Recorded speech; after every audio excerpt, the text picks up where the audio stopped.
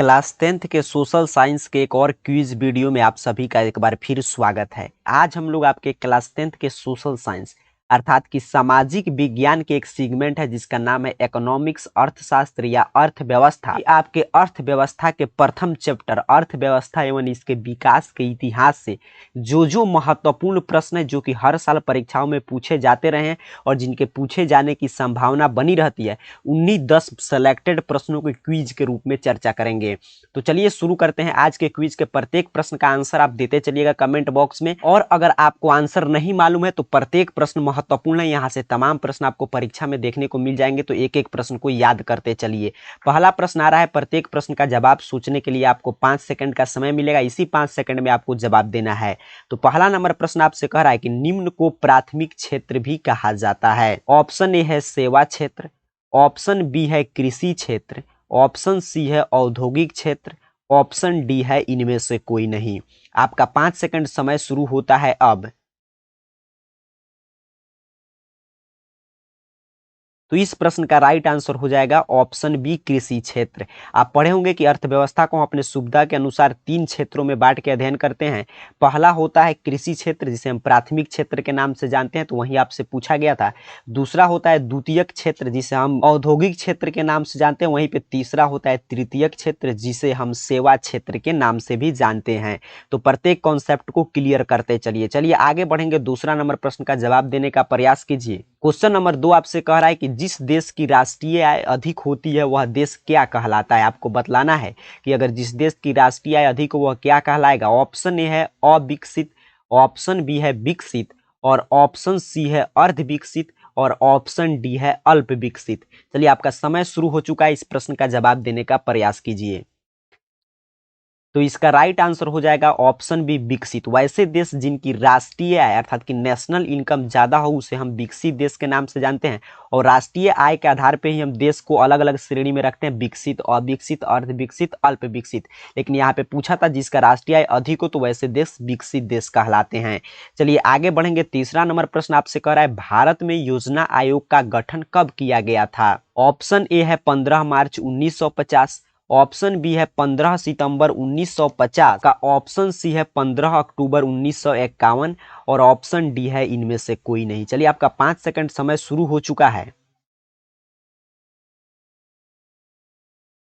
तो इसका right answer आ गया, देखिए ऑप्शन ए। भारत सरकार ने भारत में योजना बनाने के लिए 15 मार्च 1950 को योजना आयोग का गठन किया। वर्तमान में योजना आयोग काम नहीं कर रहा है, इसमें नीति आयोग का गठन हो चुका है। चलिए आगे बढ़ेंगे। चौथे नंबर प्रश्न कह रहा है आपसे निम्न में से किसे पिछड़ा राज्य कहा जाता है।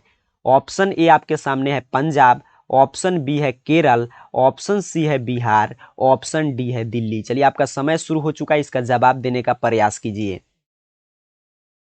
तो इसका राइट आंसर आ गया आपके सामने ऑप्शन बी बिहार। जो भी ये राज्य देख रहे हैं इसमें बिहार को आप जानते हैं कि पिछड़ा राज्य के नाम से जानते हैं, तो राइट आंसर हो जाएगा बिहार अभी भी पिछड़ा राज्य के श्रेणी में है।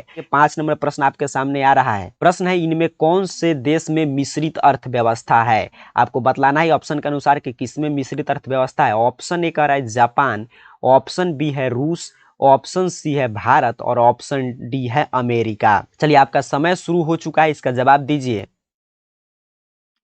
तो इस प्रश्न का राइट आंसर हो जाएगा ऑप्शन सी भारत। भारत में मिश्रित अर्थव्यवस्था है। पहले अर्थव्यवस्था 2 ही प्रकार का था, एक जीवादी अर्थव्यवस्था और आपका समाजवादी अर्थव्यवस्था। लेकिन भारत जब आजाद हुआ तो उसे रूस के साथ भी अच्छा संबंध रखना था और अमेरिका के साथ भी। भारत ने उस समय क्या किया, मिश्रित अर्थव्यवस्था को अपनाया था कि पूंजीवादी अर्थव्यवस्था के जो भी अच्छे अच्छे क्वालिटी और जो समाजवादी अर्थव्यवस्था के अच्छे अच्छे क्वालिटी है, दोनों को मिलाकर एक अलग अर्थव्यवस्था का निर्माण हुआ जिसे हम मिश्रित अर्थव्यवस्था के नाम से जानते हैं। आगे बढ़ेंगे। छठा नंबर प्रश्न आ रहा है। छठा नंबर प्रश्न कर रहा है पशुपालन और मत्स्य पालन किस क्षेत्र के अंग हैं। आपको बतलाना है कि पशुपालन और मत्स्य पालन जो है अर्थव्यवस्था के किस क्षेत्र में आते हैं।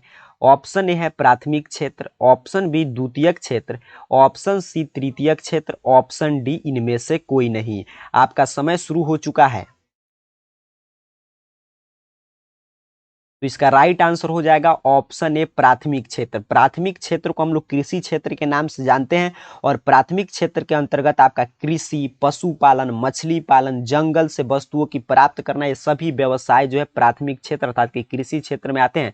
तो पशुपालन और मत्स्य से पूछा था तो राइट आंसर हो जाएगा ऑप्शन ए। वहीं पे द्वितीयक क्षेत्र की बात करें तो द्वितीयक क्षेत्र को हम लोग औद्योगिक क्षेत्र के नाम से जानते हैं और इसमें गैस और बिजली के उत्पादन जैसे क्षेत्र आते हैं अर्थात कि जो उत्पादन करते हैं। और तृतीयक क्षेत्र को हम लोग सेवा क्षेत्र के नाम से जानते हैं और सेवा क्षेत्र में आपके बैंकिंग क्रियाएं, परिवहन, बीमा, संचार, व्यापार इत्यादि शामिल है। 7 नंबर प्रश्न कर रहा है बिहार में आर्थिक पिछड़ेपन का प्रमुख कारण क्या है, आपको बतलाना है। ऑप्शन ए आपसे कर रहा है जनसंख्या में तीव्र वृद्धि, ऑप्शन बी है कृषि पर अत्यधिक जनभार, ऑप्शन सी है बाढ़ एवं सूखा का प्रयोग, ऑप्शन डी है उपयुक्त सभी। आपका समय शुरू हो चुका है। तो इस प्रश्न का राइट आंसर आ गया। इसका राइट आंसर हो जाएगा ऑप्शन डी युक्त सभी। बिहार में आर्थिक पिछड़ेपन के आपके बुक के अनुसार 8 कारण बताए गए हैं, जिसमें पहला कारण है तेजी से बढ़ती हुई जनसंख्या, दूसरा कारण है आधारिक संरचना का अभाव, तीसरा कारण बतलाया गया कृषि पर बिहार की निर्भरता और बाढ़ तथा सूखा से क्षति। तो देखिए सभी दिया गया इसलिए उपयुक्त सभी हो गया। इसके अलावा औद्योगिक पिछड़ेपन, गरीबी, खराब विधि व्यवस्था, कुशल प्रशासन के अभाव, ये सभी जो है बिहार राज्य के पिछड़ेपन के कारण हैं। आगे बढ़ेंगे 8 नंबर प्रश्न कह रहा है द वेल्थ ऑफ नेशंस नामक पुस्तक किसने लिखी थी। इस पुस्तक के राइटर कौन है, आपको बतलाना है। ऑप्शन ए है अर्थशास्त्री कुजनेट ने, ऑप्शन बी है अर्थशास्त्री मैडिसन ने, ऑप्शन सी है प्रोफेसर लेविस ने और ऑप्शन डी है अर्थशास्त्री एडम स्मिथ ने। आपका समय शुरू हो चुका है। इसका जवाब कमेंट के माध्यम से देने का प्रयास कीजिए। तो इस प्रश्न का राइट आंसर होगा ऑप्शन डी अर्थशास्त्री एडम स्मिथ ने। जो भी प्रश्न आपको नहीं मालूम है सभी प्रश्न मैं फिर से रिपीट कर देना, वो आपके आने वाले परीक्षा के लिए अत्यंत ही महत्वपूर्ण है। तो इसलिए एक एक प्रश्न को समझते चलिए, याद करते चलिए, क्योंकि हम लोग सिर्फ आंसर के साथ साथ एक्सप्लेनेशन की भी बात कर रहे हैं। तो आपकी जानकारी के लिए यहाँ पे हम बता दें कि द वेल्थ ऑफ नेशंस नामक पुस्तक अर्थशास्त्री एडम स्मिथ के द्वारा लिखा गया है और अर्थशास्त्री एडम स्मिथ को हम लोग आपके अर्थशास्त्र के पिता अर्थात कि द फादर ऑफ इकोनॉमिक्स के नाम से भी जानते हैं। और इसी पुस्तक के माध्यम से पूंजीवादी अर्थव्यवस्था का उदय भी हुआ और ये प्रथम पुस्तक था जो अर्थव्यवस्था को सही ढंग से समझने के लिए लिखा गया था। याद रखिएगा इसका राइट आंसर हो जाएगा अर्थशास्त्री एडम स्मिथ ने। चलिए आगे बढ़ेंगे 9 नंबर प्रश्न कह रहा है अर्थव्यवस्था के कितने क्षेत्र हैं, अर्थात कि फिर आपसे स्ट्रक्चर ऑफ इकोनॉमिक्स से प्रश्न पूछा जा रहा है। ऑप्शन है 1, ऑप्शन बी है 2, ऑप्शन सी है 3 और ऑप्शन डी है 4। आपका समय शुरू हो चुका है। तो इस प्रश्न का राइट आंसर हो जाएगा ऑप्शन सी 3। उसी समय से हम लोग अध्ययन कर रहे हैं कि हम लोग अर्थव्यवस्था को अपने अध्ययन की सुविधा के लिए 3 क्षेत्रों में बांटते हैं, जिसमें पहला होता है प्राथमिक क्षेत्र अर्थात कि प्राइमरी सेक्टर, दूसरा है सेकेंडरी सेक्टर, तीसरा आपका टर्शियरी सेक्टर। तो यही 3 जो है अर्थव्यवस्था के क्षेत्र हैं। चलिए 10 नंबर प्रश्न आ रहा है एक अर्थव्यवस्था का सृजन होता है। एक अर्थव्यवस्था का सृजन कैसे होता है आपको बतलाना है। ऑप्शन ए है प्राकृतिक संसाधनों से, ऑप्शन बी है भौतिक संसाधनों से, ऑप्शन सी है मानवीय संसाधनों से और वहीं पे ऑप्शन डी है इनमें से सभी संसाधनों से। आपका समय शुरू हो चुका है।